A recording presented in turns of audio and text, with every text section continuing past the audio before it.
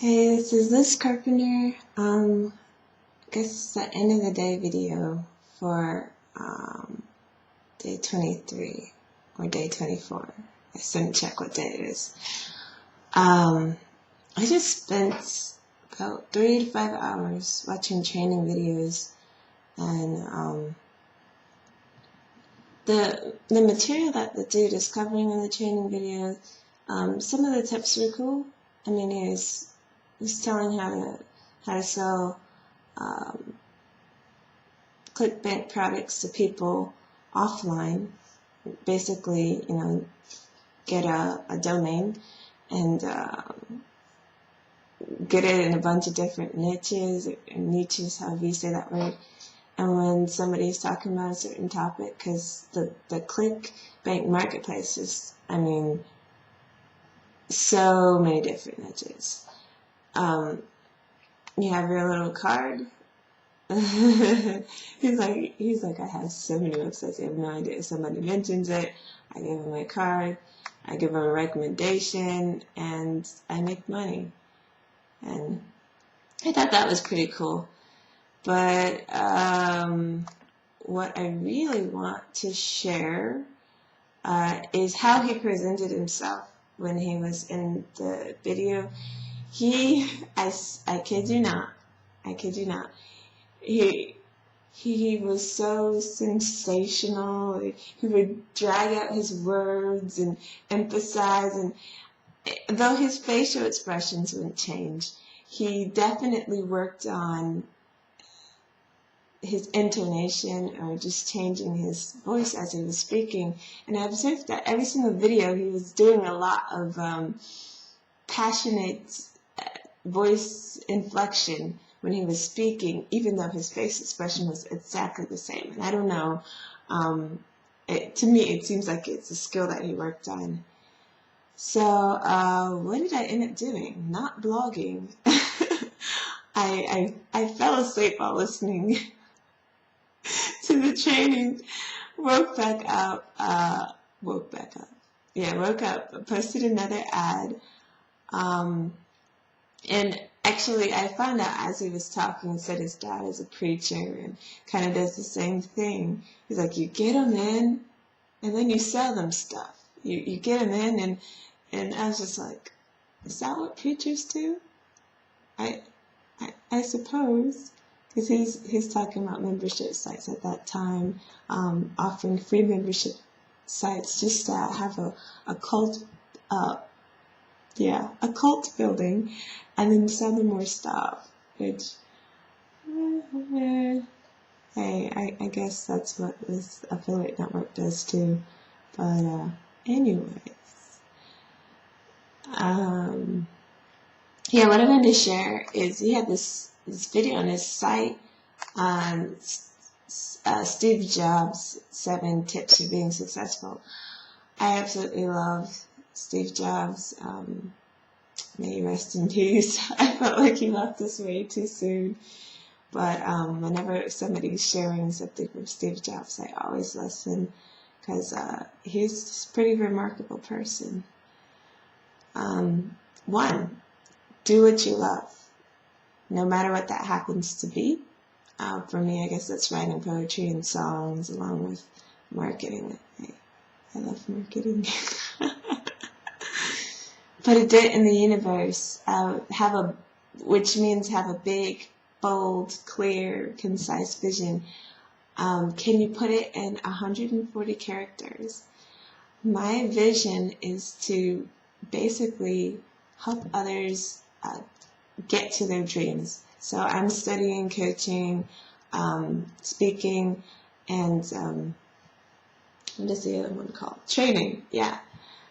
I'm studying coaching, speaking, and training with the John Maxwell team, so that I can enable people to go after what they want, because we have like a lot of fears and other mental blocks that keep us from doing it. We don't even understand it. So, yeah.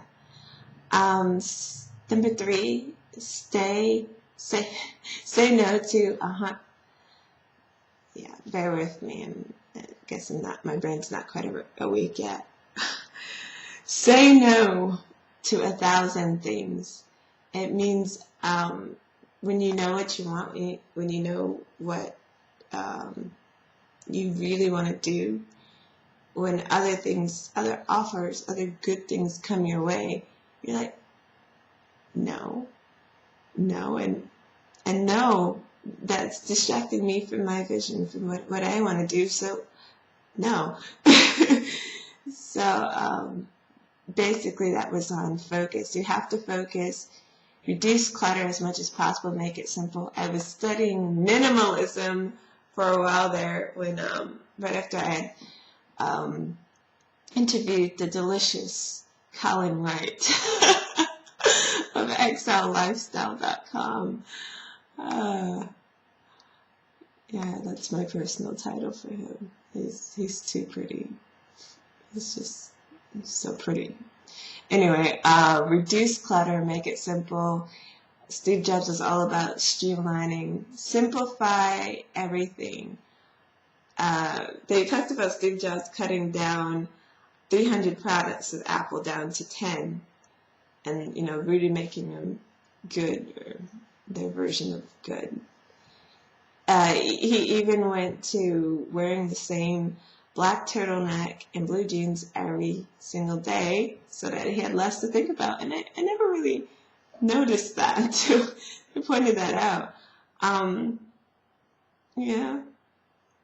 I guess it depended. I couldn't imagine doing that, but I definitely know I have this thing written down of what I'm supposed to do every day. You can't really see it. It's small print. And it's simple, like 4 simple steps. And for me to actually get through it, I'm like, oh look, a shiny object, oh look that. But I haven't been playing. I'm a little bit.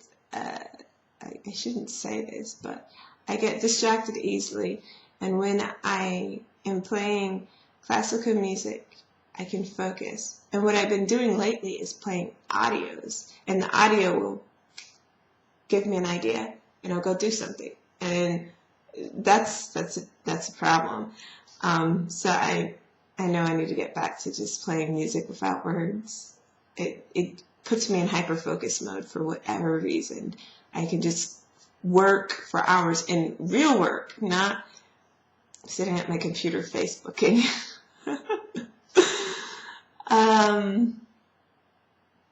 He believed in interfacing with less than 12 people. Basically, he had close relationships with 12 people. The 12 people he believed that would give the most effective impact.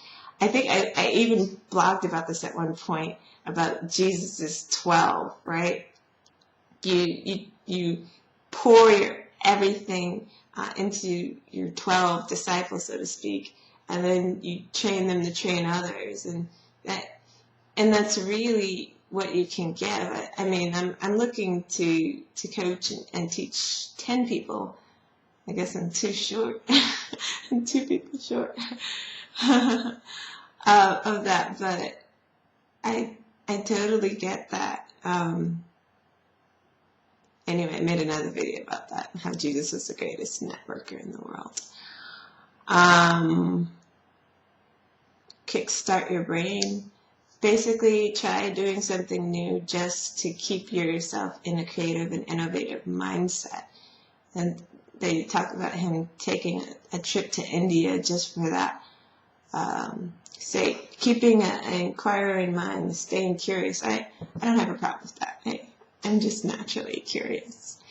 But it enables you to think differently. I have on my miracle morning to-do list one absurd thing to do today. And I didn't pronounce that right. Absurd. One absurd thing to do today. I try to do things I'm afraid of, and then also just something random off the wall that I've never done before, just to stretch myself and have a different experience. Because one of the things that you'll learn is if you keep doing the same thing over and over, you'll get the same results. And as I've been stretching myself and doing things that I'm afraid of, or things that I think are completely ludicrous, new opportunities and different experiences that are exciting have been coming my way. These next two are for business owners. Sell dreams, not products. It's also how you win elections. If you're thinking of running for president. Create insanely great experiences is number 6. Seek to entertain. Seth Godin says delight your customers. And this is a definition I didn't even think of for innovation. The dude is saying innovation means creating an experience for your customer. And I thought it meant just taking one product and putting it in a different industry that you wouldn't expect. But I guess I needed a new definition of innovation. And number 7 is master your message. I have so much more work to go on this. So the dude that was, he chronicles Steve Jobs' life, shares his innovation tips, just what made him such a great CEO or whatever his title was at the company of Apple. You're being judged by how well you give a presentation, how well you communicate all the time. And this is like why people will buy into your message or they won't, whether they believe you or they won't. Your presentation, how well you communicate determines if you're going to get that first job and on into your career, if you get that promotion. He's known as a perfectionist with a temper, and he started out not very good at speaking, but eventually his speeches were renowned. They're like, oh, watch this Steve Jobs speech. I would watch a few of them. And when he passed, he was known as one of the greatest innovators. And this is something that is kind of funny, because another video I was mentioning how the Empower Network leaders copy each other. Like, I said, like, you don't know, but I actually stalk your blog. They will be saying things like that to each other.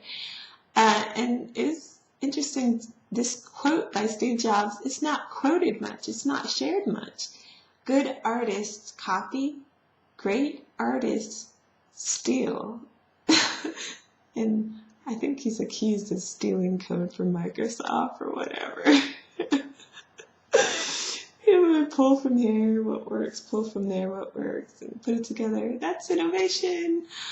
So yeah, that's it for me. I put up, I believe, yeah, there's my brain working really well for me. 2 more advertisements, even though I didn't do my blog and syndication thing. I have to find out a way actually to make this fun for me. And that's what it is. I'm looking at blogging as work, and even though I figured out a way to make it very quick.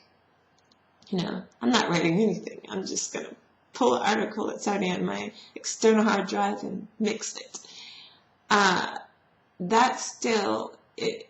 My body, my brain, everything's resisting it because writing, syndication takes too long. Yeah, I have the tools. I can't even say syndication takes too long, and because the last 2 days I've looked for tools that I can do it in a matter of minutes rather than manually. But the whole blogging thing, actually getting going, I have to figure out a way to make it fun, or a game, because that's just my personality type. Well, yeah, that's it for me. This is Lis Carpenter in my 15K Formula 90-day challenge, and I guess this is another day of learning a lot but also learning how I work, which is I need music without words for whatever reason to focus and do the work. So you really should do your due diligence on Empower and not just be pushed away by it seeming like hype when it's not. So click the link in the bottom of this video and really watch the video through. Click through. I really encourage you to give it a test drive rather than just looking at the video and going, that seems like something I've seen before, because it's not. It's innovation. It's got all the best of everything together. So that's it for me. See you in the next video.